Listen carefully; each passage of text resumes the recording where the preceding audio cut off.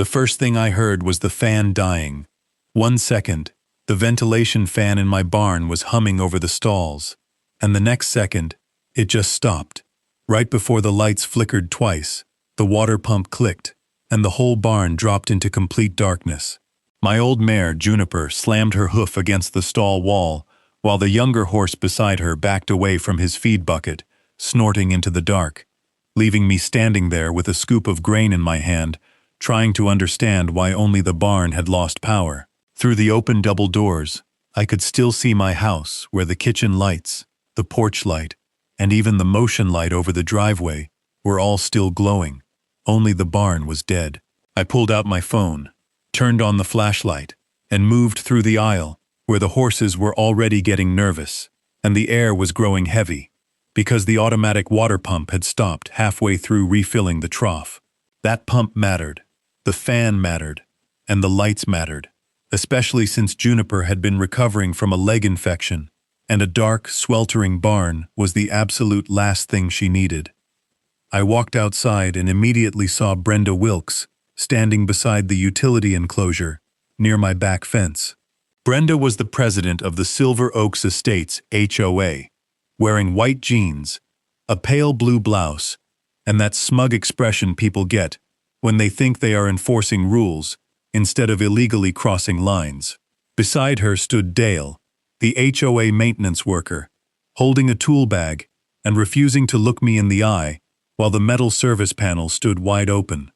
My private service panel. I pointed my flashlight at them and demanded to know what they were doing, to which Brenda folded her arms and coldly stated that my barn power privileges had been suspended until I resolved my outstanding compliance balance. For a second, I thought I had misheard her. Power privileges. Saying it as if electricity to a private barn was exactly the same thing as access to a community pool.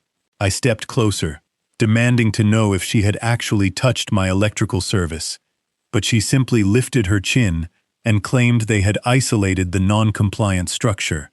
Behind me, Juniper kicked the stall again, and I firmly stated that the barn was on my land, the meter was in my name, and they had absolutely no authority to touch it.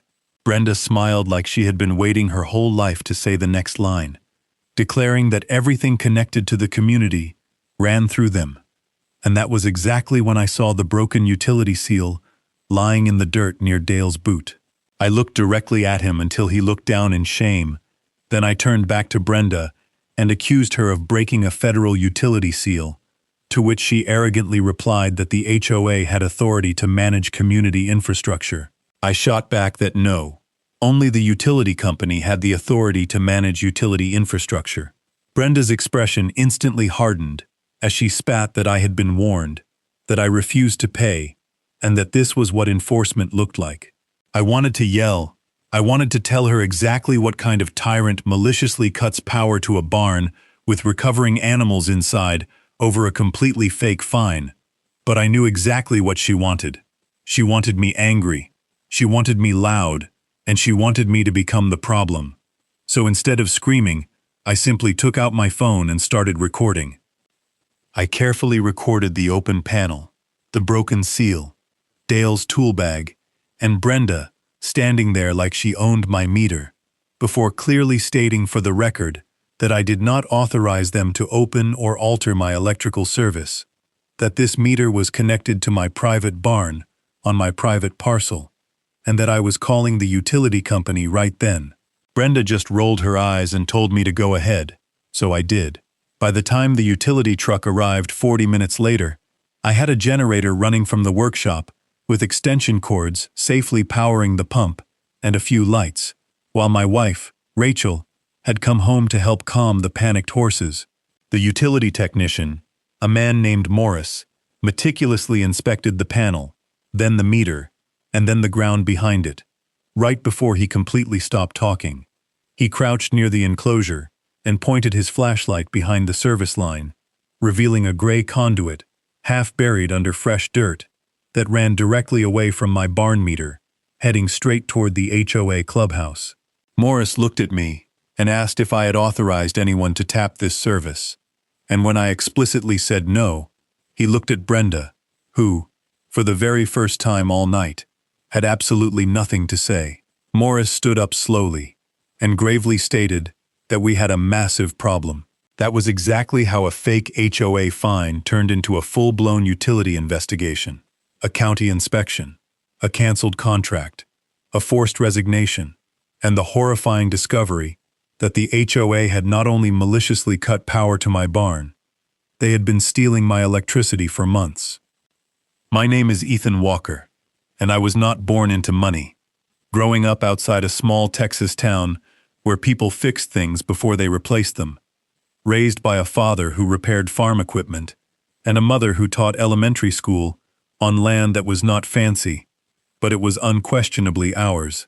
The barn was older than the subdivision around it, with the first version built by my grandfather in the 1970s, back when the area was mostly pasture, mesquite trees, and dirt roads, before my father significantly expanded it. By the time I inherited the property, the barn had 6 stalls, a tack room, a hayloft, a wash bay, and a side workshop where I kept tools, spare parts, and my father's old metal workbench. It was not beautiful in the way HOA people typically use that word. The siding was weathered red, the roof had patches from different years, the sliding doors groaned heavily when opened, and the concrete near the wash bay had a long crack down the middle.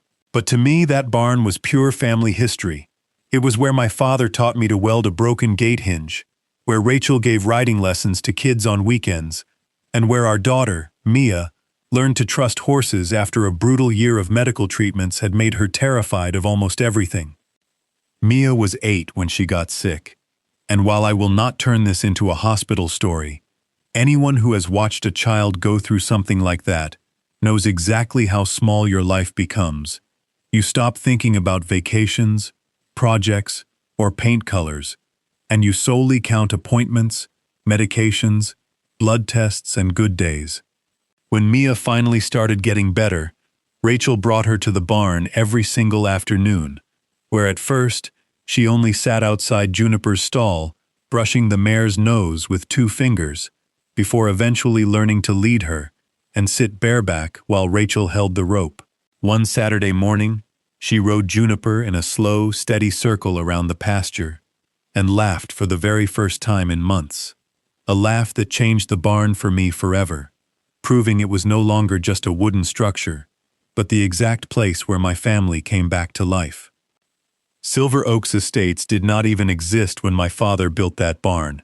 The HOA came much later when a developer bought the land east of us to build a subdivision full of nice brick homes, curved roads, and matching mailboxes.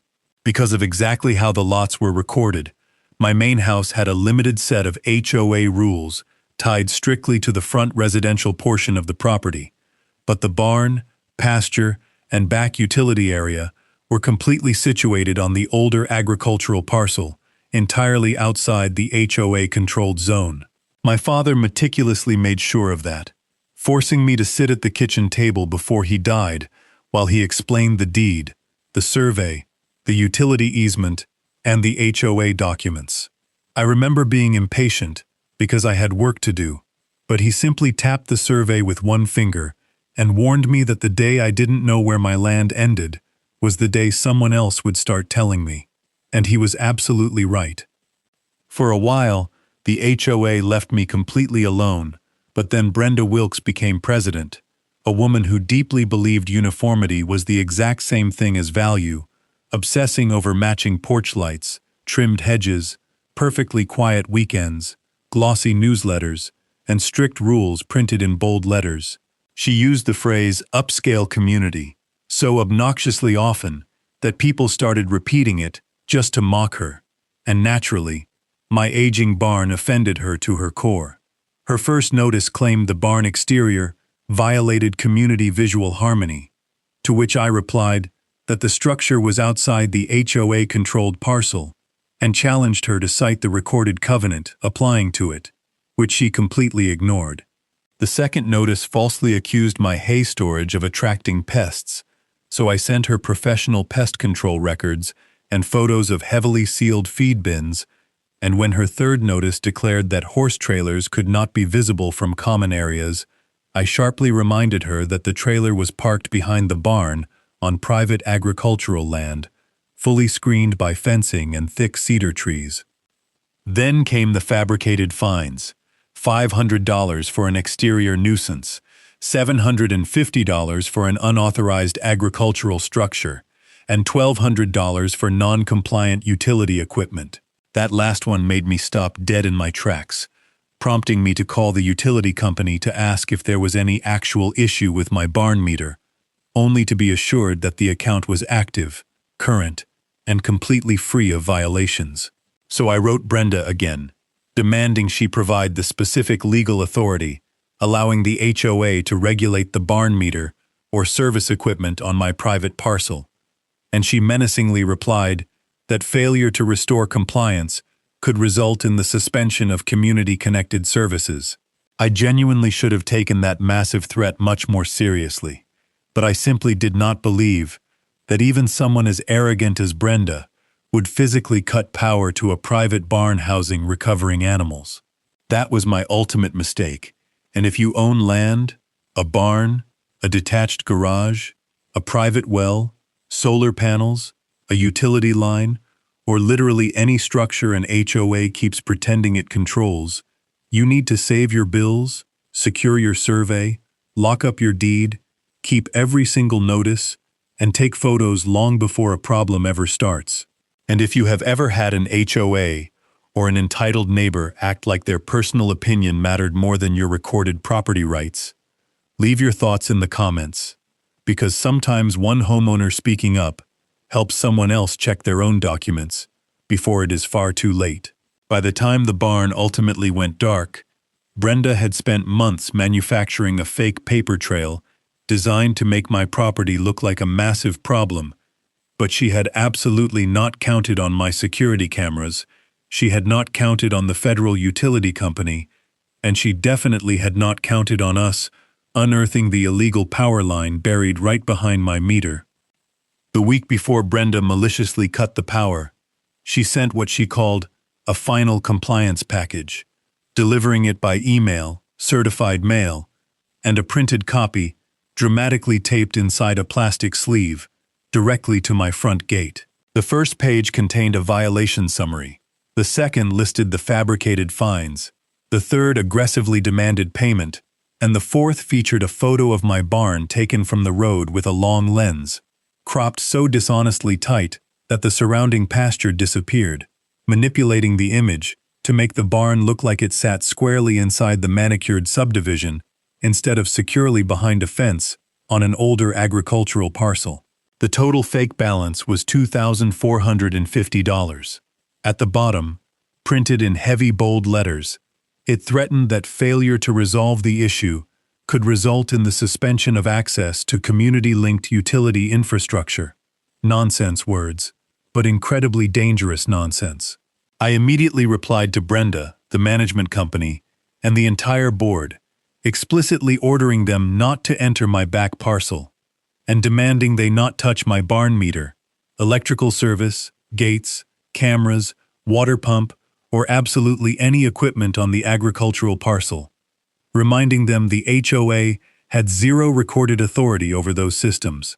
But no one responded.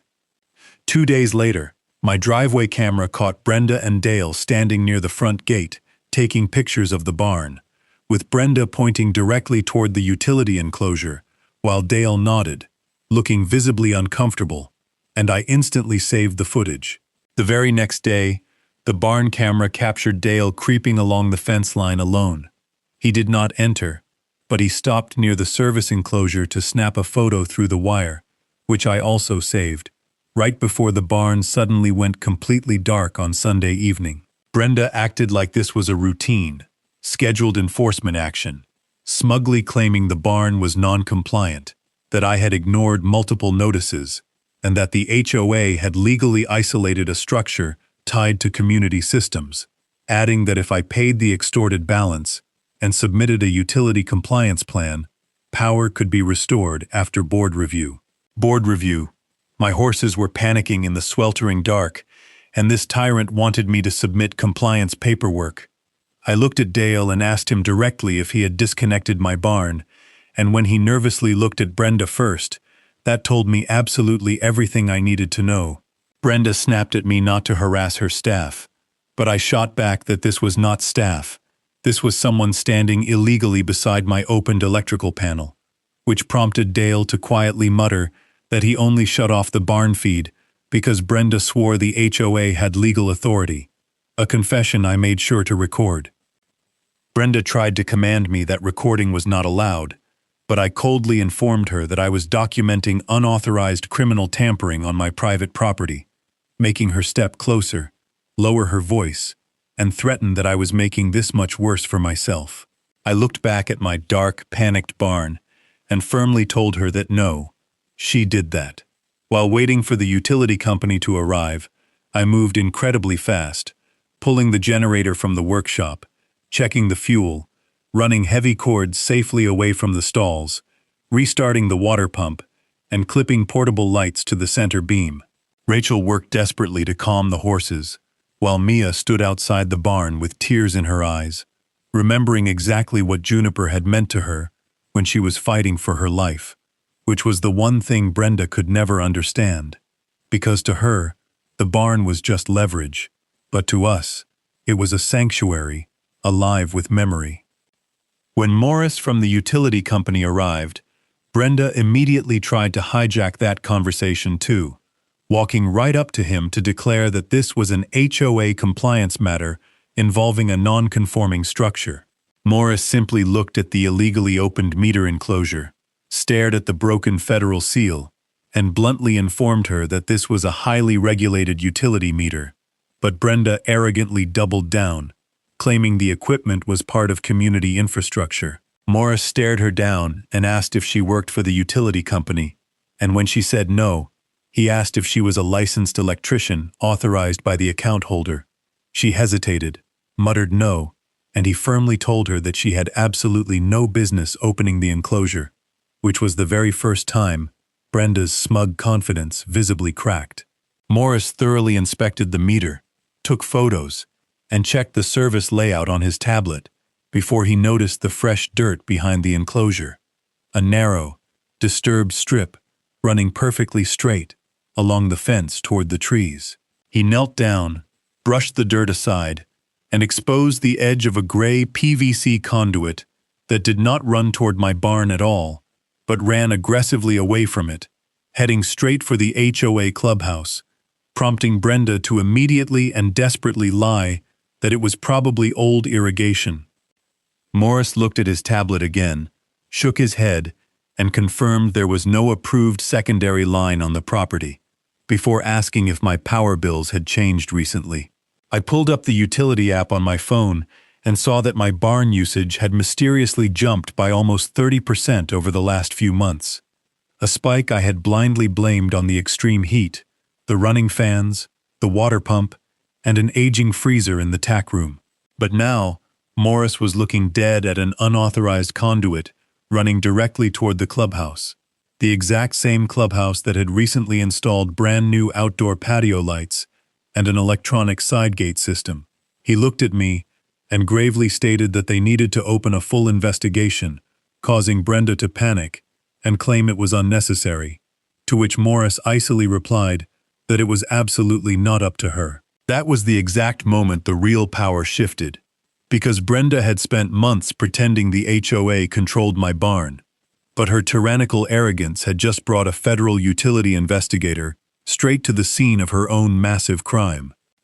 The absolute hardest thing to do that night was not fixing the barn or resisting the urge to yell, even though every instinct in my body wanted a brutal confrontation where I kicked Brenda off my land, forced Dale to explain exactly what he had touched, and marched straight into the HOA clubhouse to shut off their main breaker, just to ask how they liked sitting in the dark. But anger is incredibly expensive when the other side desperately wants to paint you as unstable. So instead, I treated every single detail like a crime scene. I meticulously took high-resolution photos of the broken meter seal, the illegally opened service panel, Dale's tool bag, the disturbed soil, the exposed conduit, the emergency generator setup, the utility truck, Brenda's vehicle, and the exact timestamps on my phone. Morris strictly ordered Brenda and Dale not to touch anything else, placed a heavy utility lock on the enclosure, and made a temporary safe restoration so the barn could operate, but warned the service would require a formal inspection, writing a field report before leaving, and informing me that someone from the utilities Revenue Protection and Safety Department would be contacting me, a phrase that made Brenda's jaw physically tighten because she knew exactly what it meant. The next morning, I started building an ironclad timeline, downloading footage from every camera on the property, but a hidden motion camera I had mounted on a cedar post to watch for coyotes turned out to be the most devastating piece of evidence. It had beautifully captured Dale and another man near the utility enclosure exactly 2 months earlier, arriving in an unmarked white truck accompanied by Brenda, carrying PVC conduit, a trenching shovel, and a massive coil of wire, before disappearing behind the barn fence and reappearing near the tree line, heading directly for the clubhouse. At the time, I had completely ignored the motion alert because I was out of town repairing a tractor.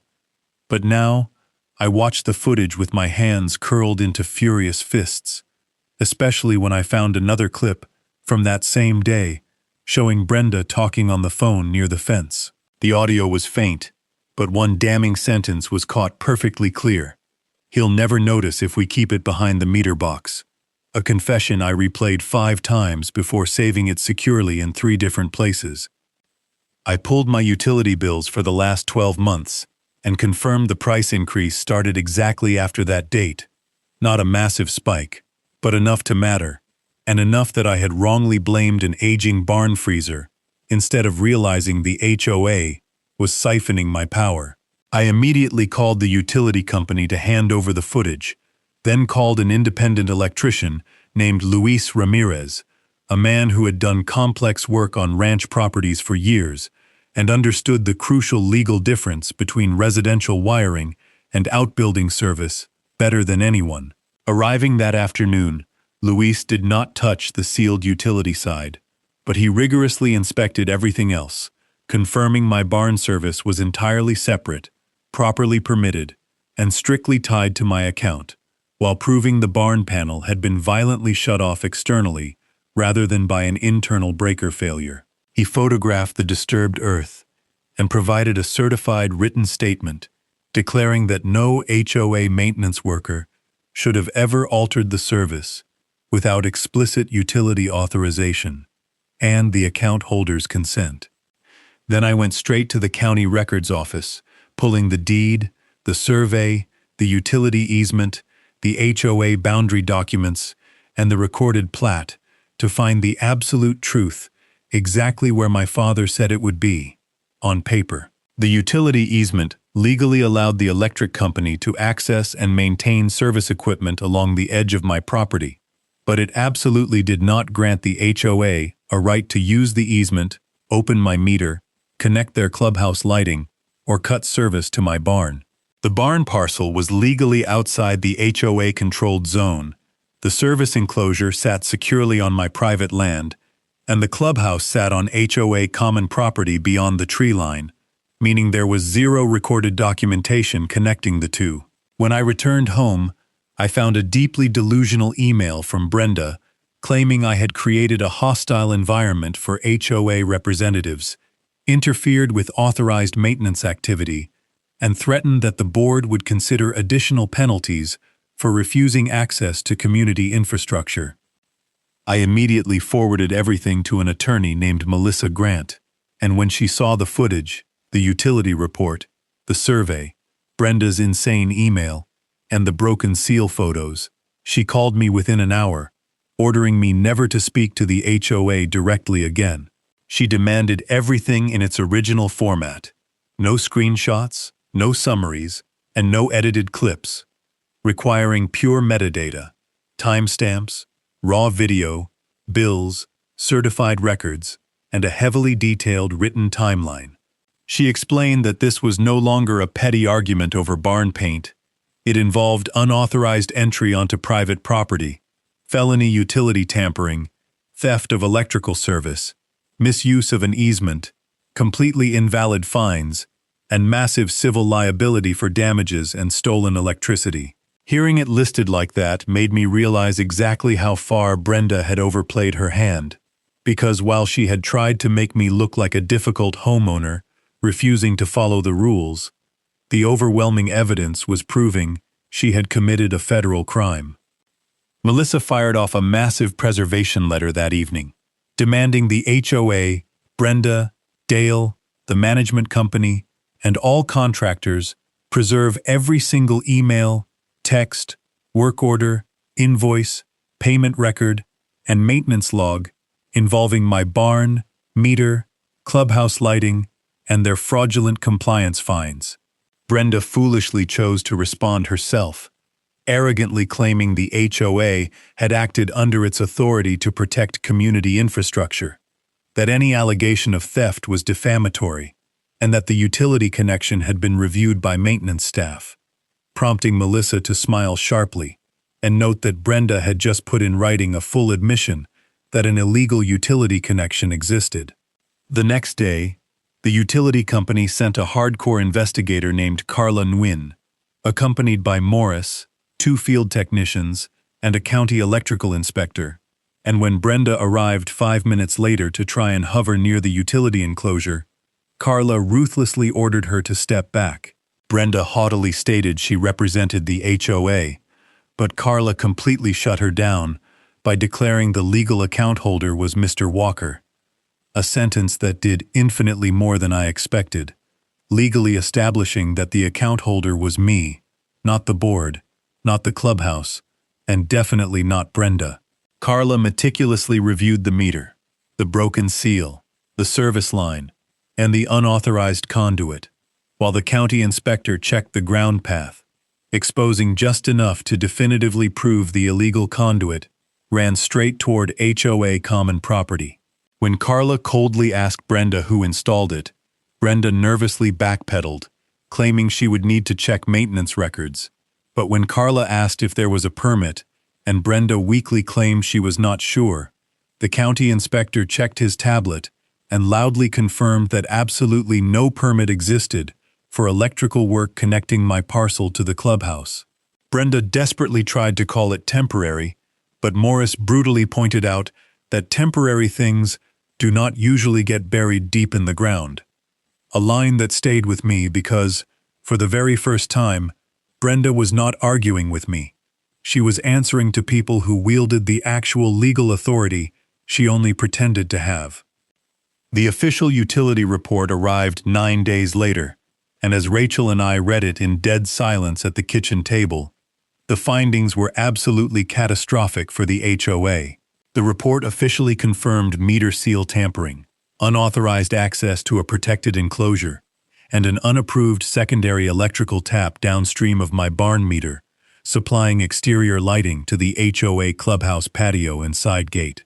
Furthermore, it confirmed there was no utility-approved service agreement, no permit on file for the dangerous electrical work, that the installation created severe safety concerns, and explicitly stated in plain language that the account holder had never authorized the connection.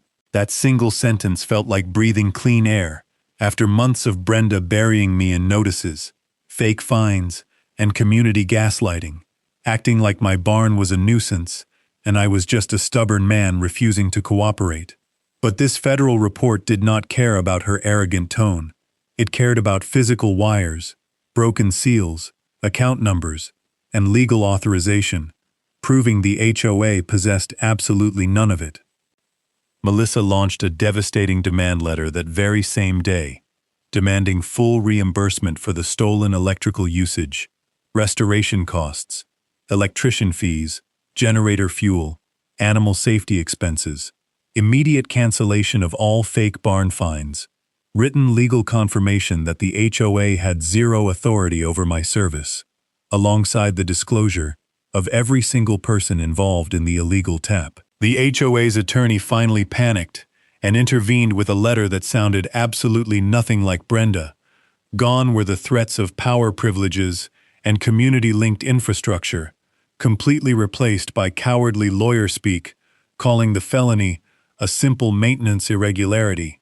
The phrase maintenance irregularity almost made me laugh out loud, considering a broken utility seal, an unauthorized tap, a buried conduit, a targeted barn outage, and months of stolen electricity was now being downgraded to a clerical error. But Melissa was not amused in the slightest. She ruthlessly responded by attaching the utility report, the footage of Brenda and Dale, the county inspector's notice, the survey, the deed, my power bills, Brenda's own emails, and the smoking gun clip where Brenda explicitly stated, "If he won't pay, we'll make that barn go dark." A clip that changed absolutely everything. Captured by the Cedar Post camera 3 days before the outage, Brenda stood near Dale and maliciously said, "If he won't pay, we'll make that barn go dark and see how long he wants to argue," a threat Brenda later hilariously claimed was just figurative, which absolutely nobody believed, since she actually pulled the plug. The board began fracturing immediately, with one member emailing Melissa privately begging for immunity because he never voted to cut my power, another claiming Brenda lied to them by calling it a safety isolation instead of a malicious shutoff, and the treasurer swearing he had no knowledge of the illegal connection. Then the clubhouse financial records leaked out, proving that for 3 months, the HOA's own utility usage at the clubhouse had miraculously dropped right as they upgraded the outdoor patio lighting and side gate, decreasing their bill at the exact same time my barn usage spiked, dates that perfectly matched the hidden camera footage of Dale trenching the line. The utility company officially calculated the unauthorized usage amount, and while it wasn't some massive industrial theft, it was enough to prove the felony, though the money was only part of the issue. The real problem was control, proving Brenda had manufactured a fake compliance debt to justify touching my power, unintentionally exposing her own illegal line in the process, making the legal reversal beautiful and absolute. The barn was not a nuisance to the community. The community was actively stealing from the barn. The utility easement was not HOA infrastructure, but a strictly limited right for the power company. The meter was not an enforcement tool. It was my private account. And Brenda had not been protecting the neighborhood. She had been hiding behind it to commit utility theft. Melissa prepared for the public HOA meeting like a federal prosecutor going to trial, building a bulletproof timeline that tracked the first fake barn notice directly to the utility inspection and the broken seal, advising me to stay perfectly calm because people like Brenda cannot resist digging their own graves to fill silence. The meeting was held on a Thursday night at the exact same clubhouse that had been glowing all summer using my stolen electricity, and the room was overflowing with neighbors who had heard rumors of utility theft and lawsuits, all packing in to watch Brenda perform. Brenda opened the meeting by shamelessly declaring the board always acted in the best interest of the estates, that the community was suffering from misinformation, and that she would never allow one owner to weaponize technicalities, her word for property rights, against neighborhood standards, before insanely claiming the barn's power disruption was a reasonable effort to protect shared infrastructure. Melissa stood up, slammed the certified utility report on the table, and asked one simple question. Was my barn meter on an HOA account? Brenda desperately tried to deflect by calling it community-linked, but Melissa fiercely repeated the question until Brenda looked at the HOA attorney, who quietly muttered, "No," instantly shifting the entire energy of the room. Melissa then asked if the HOA had written permission to open, alter, disconnect, or tap my barn service, and when Brenda weakly claimed the board believed it had authority, Melissa demanded a yes or no answer for written permission, resulting in a dead, suffocating silence that was louder than my barn going dark. Carla Wynn from the utility company attended the meeting as well, wearing a navy utility jacket and speaking in the flat, careful tone of someone who destroys people with documentation for a living, explaining to the board that meter seals exist for a reason and only authorized personnel can touch them. She clinically broke down how unauthorized taps create massive billing issues, fire risks, and catastrophic liability, before announcing to the dead-silent room that the line found behind my barn meter was entirely unapproved and illegal. When a resident raised his hand and bluntly asked if that meant the HOA was stealing, the attorney squirmed in his chair as Carla carefully replied that the utility company was treating it as unauthorized use of service, pending final resolution, which was corporate language for yes, and everyone in the room immediately understood. Then the county electrical inspector spoke, confirming absolutely no permit had been issued, connecting my barn to the clubhouse lighting, that the bootleg installation failed every documentation requirement, and that the HOA was officially ordered to disconnect and rip out the unauthorized line immediately. Brenda desperately tried to interrupt, lying that they relied on maintenance personnel and any technical issue was an unintentional accident. But Melissa instantly projected the hidden camera image of Brenda standing right next to Dale holding the conduit materials 2 months earlier. Melissa followed that by projecting Brenda's written email threatening suspension of utility infrastructure, before playing the crystal-clear audio of Brenda saying, "If he won't pay, we'll make that barn go dark," causing the room to go completely still as the unbreakable certainty that Brenda had carried for months finally vanished from her pale face. The treasurer, a man named Alan, leaned into his microphone and demanded to know who approved the illegal work. But when Brenda tried deflecting by blaming maintenance, Alan fiercely asked if the board ever voted to connect clubhouse lighting to my private meter.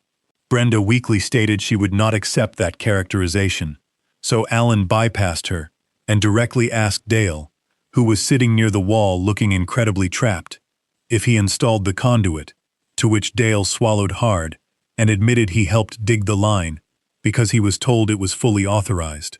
When Alan asked who authorized it, Dale looked dead at Brenda, prompting her to shriek that he was misremembering. But when Dale quietly replied that he had the text messages to prove it, the room erupted in a stunned, deafening silence. The HOA attorney immediately demanded an emergency recess, and while the board scattered for 10 minutes, the residents stood in small groups, whispering and staring at Brenda with pure disgust, while looking at me with deep embarrassment. Several neighbors came over to apologize quietly, admitting they had believed Brenda's official-sounding lies about my barn creating a utility hazard, while a man from the next street realized his own backyard electrical box had been opened by maintenance last year, and furiously announced he was demanding an inspection, proving how one exposed abuse instantly makes everyone question their own property rights. When the meeting resumed, the attorney announced the board would fully cooperate with the county, and that Brenda would temporarily step back from enforcing matters on my property. But the word temporarily infuriated the crowd, prompting residents to demand she resign immediately, asking if the HOA would reimburse me for the stolen power running the clubhouse, while Alan promised a full financial review. Brenda desperately tried one final time to play the victim, whining that leadership required difficult decisions and that the board could not let one owner divide the neighborhood, which was the exact moment I stood up, not to yell, but to say what needed to be said. I loudly reminded the room that the barn existed before most of the neighborhood, that my father built it, my wife taught children there, and my daughter recovered from a brutal illness inside those walls, declaring that Brenda did not have to like it or think it matched her aesthetic, but she absolutely did not get to invent illegal power over it. I pointed directly at the utility report and told her she turned off electricity to animals over fake fines she had no right to issue, and when the federal utility company investigated, they found her wire tapped straight into my private meter.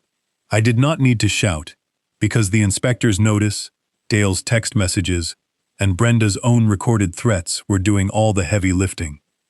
The board voted right then to permanently suspend all barn-related fines.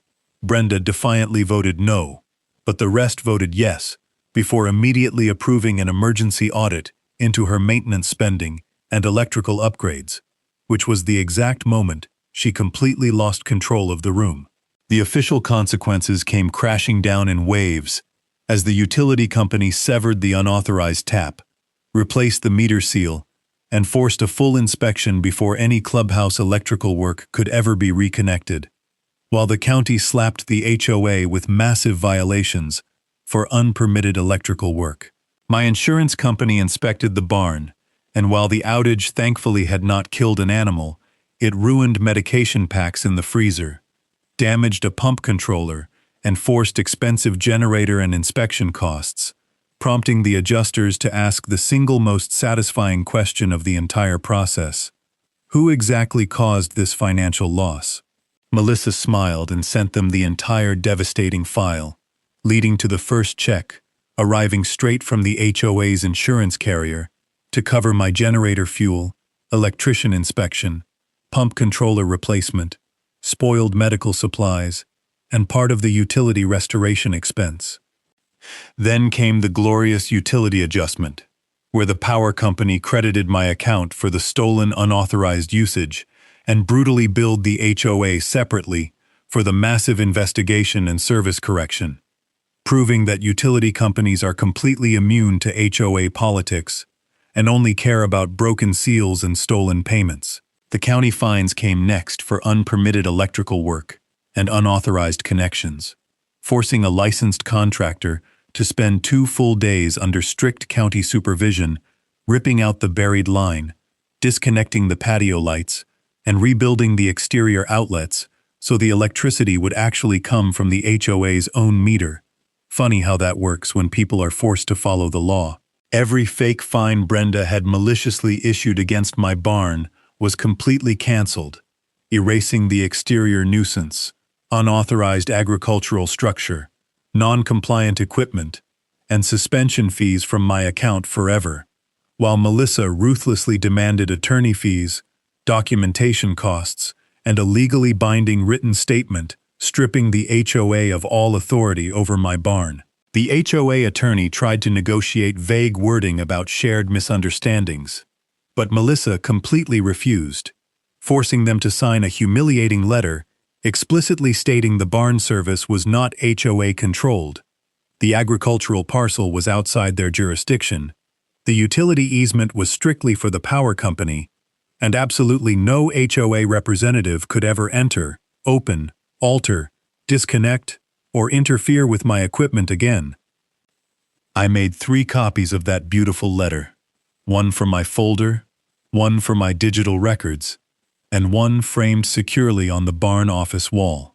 Brenda resigned in absolute disgrace 6 weeks later, offering 0 apologies, because tyrants like her rarely do, sending a pathetic resignation email blaming stress, personal attacks, misinformation, and the difficulty of maintaining high standards when certain owners resisted accountability. Everyone knew she meant me, but her words had completely lost their magic because the board had seen the federal utility report, the residents had heard the damning audio, the treasurer had audited the stolen clubhouse bills, and Dale had produced the text messages proving Brenda explicitly ordered the illegal tap. Dale lost his maintenance contract, which I did not celebrate because, while he should have asked questions, Brenda maliciously put him in a position where saying no meant losing his livelihood, perfectly illustrating why unchecked HOA dictators become so incredibly dangerous when nobody challenges them. Alan became the interim board president, replacing dramatic newsletters with a full, brutal audit of all HOA enforcement boundaries and contractor work from the previous 2 years, discovering a massive pattern of illegal overreach where maintenance workers entered side yards without notice and issued violations for areas completely outside their covenant authority. The board realized they were not just cleaning up Brenda's destroyed reputation. They had to completely dismantle the toxic, illegal culture of harassment she had built to ensure the neighborhood actually followed the law. As for the barn, it stayed exactly where it was, with its weathered red siding, mismatched roof patches, and groaning sliding doors, where Juniper still leaned her head over the stall for Mia, and the old fan still hummed above the aisle.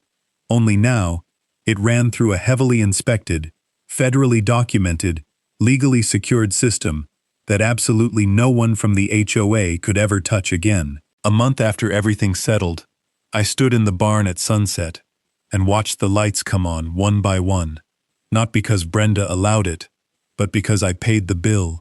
The account was mine, the land was mine, and the recorded documents legally proved it. Rachel came in carrying 2 cups of coffee, looked at the heavy new lock on the utility enclosure, smiled at the thick folder sitting on the tack room desk, and told me my dad would have loved this.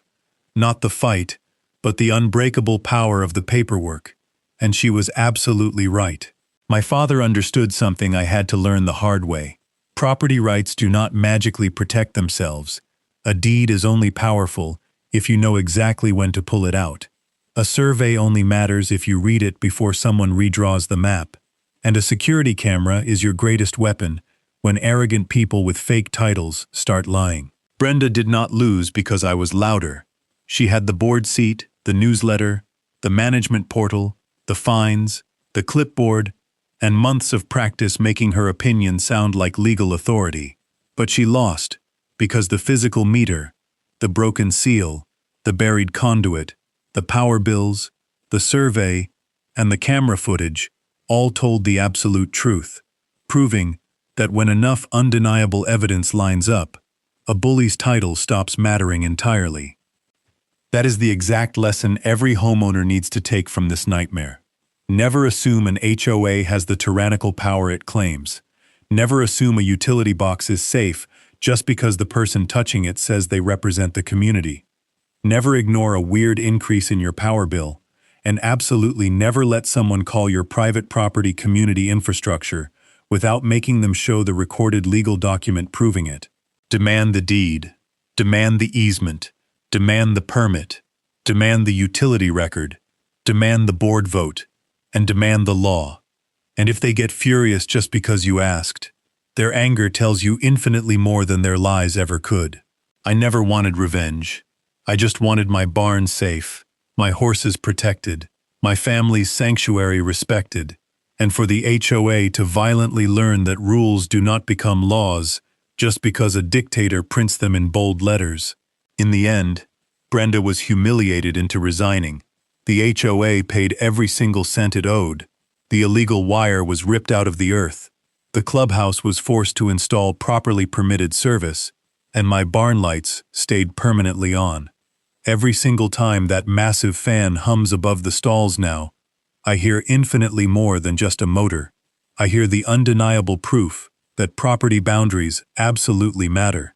If this story made you double-check your own electric bill, meter box, detached garage, utility easement, or your HOA's fake authority, share it with someone who owns a home. And if you have ever dealt with a tyrannical board member who acted like they controlled your private utilities, leave your thoughts in the comments. Because sometimes the absolute strongest thing you can do is not aggressively flip the switch back. It is call the federal authorities who own the switch, save every second of the footage, open your recorded deed, and let the undeniable truth light up everything the bullies tried to keep in the dark.